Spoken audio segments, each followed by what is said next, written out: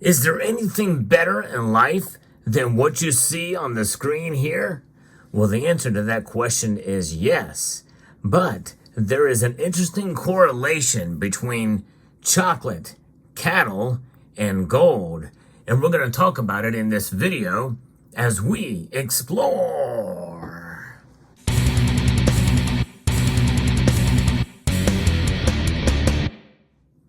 For those of you who've been following my channel for a long enough time, you know that I do compare precious metals to commodities, especially silver. But I think gold in this case is, in a sense, should be considered and measured against other commodities.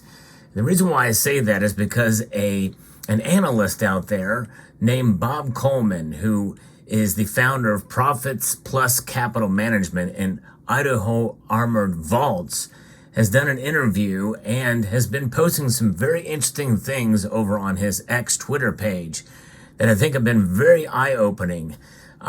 His posts catch my attention because he is not just throwing out, kind of his opinions about things. He's giving you raw data and letting you kind of come to the conclusion of some things. Yes, there is some inferences there, but I like his style because he's not just saying that silver is going to go to the moon or gold's going to go to the moon or what have you. So I like the way that he presents information. And that's what I want to try to do on this channel too. I'm a little more opinionated, obviously. And I do have my viewpoints. However, those viewpoints should not really sway your decision-making process. In fact, I am very transparent, especially when I'm incorrect about my viewpoints. I make guesses mainly for fun, for entertainment purposes, but no one should ever make any decisions based off of what I say. But there is some correlation, and he really puts it into perspective with a unique chart that he has shown in this interview that he has done, which I think was quite eye-opening. But he did it in comparison with silver, and I think the metal to put there in its place would be gold, because I think gold is much closer tied to some of these other commodities and the movements of them for the reasons that he mentioned in this interview. And I may post a link to that interview in the description below. And it starts around the 19-minute mark, and I'll try to, bookmark that and so that you can see it, or timestamp it so you can see it from that point forward. But imagine putting gold in its place, because the cocoa prices have just skyrocketed. I mean, it's like a straight line up recently. And even though we've not seen that radical of a move with gold's prices have really spiked dramatically over the course of the last month or so. And that move in gold prices, in a sense, is correlated with the reason he says is because, well, people are concerned. Whenever food goes up in price, and by the way, chocolate or cocoa is a food substance, obviously, and this here piece is actually an unpackaged here Bocher dark chocolate. I'm a big fan of dark chocolate. I even have dark chocolate kisses here. But I love me some dark chocolate. Sometimes I will nibble on one of these in the live stream, on my live streams. So you'll hear me savor my chocolate in a live stream. I love dark chocolate. It's actually healthy for you, and I've been eating it regularly, and it's kept me regular. That being said, there's also cattle futures, and the fact that he mentioned the cattle futures was quite intriguing. And there was not a direct correlation, but could it have been a catalyst, as he says? Pun intended for me, not for him in this interview. But the not a direct correlation, but I think a closer correlation to gold, I believe. And that is fear of what's going on with other commodity prices. Things like inflation, everything is going up. And a lot of it is tied to inflation, but there's also regular market conditions as well. Supply chain disruptions, such as what we're starting to see now with the bridge collapse in Baltimore. They've opened up one channel, or will open up a channel, and maybe another one soon, but they're still going to have an impact down the road. Probably sooner rather than later, you're going to see prices of other things go up. Unfortunately, maybe automobiles, and also coffee, and also cocoa prices probably. I think a lot of chocolate goes through there, and coffee as well. But this is something to consider here. We are in a unique time in history. We've not been here before. We have seen worse things happen in retrospect, but there's a lot of small things that are occurring at once, and there's a lot of uncertainty as far as the future of this country and as the future of geopolitics around the world. Right now, we're seeing more attacks occurring against Israel, and Israel making an attack into, I believe, Syria, and the embassy there, the Iranian embassy, that could have wider repercussions. We don't know yet, but a lot of things could break open, and any one of these things or a combination thereof could lead to World War III. I don't think that is an out-of-step comment to make at this point in time. World War III has been talked about a lot, and look what led to World War I. It was an assassination of Archduke Ferdinand in 1914.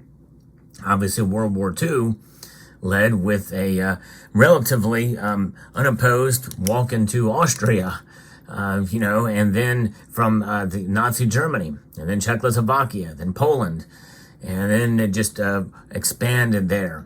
So a lot of different things can occur that are causing a lot of uncertainty in the geopolitical realm, but also in the economic realm. We're spending $1 trillion every 100 days in this country. Other nations are having problems as well. China economy is in a deflationary situation at this point in time, which means that they could be desperate and for other economic resources, mainly from Taiwan. So those are a lot of different things that are causing some of the uncertainty. But when we saw this spike in cocoa prices, and right now cattle prices of futures are up dramatically. And so, with those cattle prices up, many people feel that it's going to be a matter of time before we see silver prices catch up to it. But right now, silver's kind of just been hanging out in this 25 range. But gold certainly has broken out. And I think that what we're seeing in those markets, the cattle market and the cocoa market and chocolate, I think is going to lend itself to gold staying kind of up where it is. And that is going to be supported by the fact that central banks around the world continue to hold on to the gold that they have purchased if they're not buying more. I've not heard of many more purchases so far this year, but likely some of those reports will be coming soon. And if so, I think that's going to just strengthen the case for gold's all-time high. It broke it again just recently. In fact, by the time you watch this video, we could see gold prices breaking another all-time high. I did post on my Sunday Night Market Watch live stream a poll asking you if you thought the gold was going to break out to $2,300 by the end of this week, by Friday. And most people thought, or just over half people thought that it would. And we came pretty close, for sure. It's pretty amazing. In fact, as I record this video on this very day, it came within $34 of reaching $2,300 an ounce. That is just mind-blowing to think about. And so we really don't know where it's going to go. It's not at an all-time high adjusted for inflation, but a lot of the catalysts are there. Again, pun intended.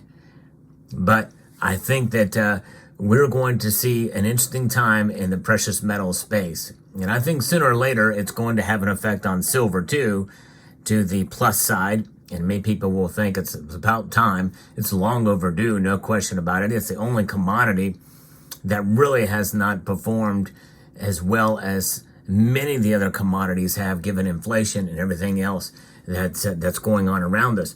And by the way, cattle futures, cocoa, chocolate is on fire. And so we'll keep an eye out. This is one of the reasons why we hold gold. This is one of the reasons why we hold silver, because, cattle, they live, they get slaughtered, they get die, and they get eaten. Not necessarily in that order. Chocolate gets grown and eaten. It's consumed. Both of those things are consumed products, and they're trading as futures. Gold is static. It is stable. It maintains, and there's only so much of it. It is a rare precious metal. So this is one of the reasons why I have been encouraging my viewers to consider gold as a part of a diversification of their portfolio, especially if they are hardcore silver stacker. Yes, I know it's a big challenge, though, the hardcore silver stackers out there to consider gold, especially now, because one of the things I've been essentially preaching against is buying on the high and an all-time high. But we really don't know how high gold is going to go from here at this point. So my revised statement is if you feel like you have enough gold, and maybe it's time to take a step back from gold for a little bit. But if you don't have any gold, maybe consider getting a little bit of it. And my 1 ounce challenge still stands. If you can make it happen to get a full ounce of gold, and just something about having that full ounce of gold and feeling it in your hand. There's nothing like holding a full ounce of gold in your hand. No question about it. Plus, it has proven itself as a store of value, stable store of value. I think even more so than silver, but there's really no contest there. I think both metals are wealth preservation devices over the long course of time, especially depending on how you buy them. But I do believe, and especially gold, can certainly be a metal to transcend what we've been seeing in terms of other asset classes out there. So there you have it. Let me know what your thoughts are about these commodities, chocolate and cattle and gold itself. And it's an amazing ride to see gold spike up like it has. And this is one of the reasons why in 2017 I focused a lot more on gold. Let me know what your thoughts are down in the comment section down below. Hope you found this video informative, insightful, and educational. Would like to extend a multitude of gratitude to each and every one of you for taking the time to watch, and to encourage you to please rate, share, comment, and subscribe.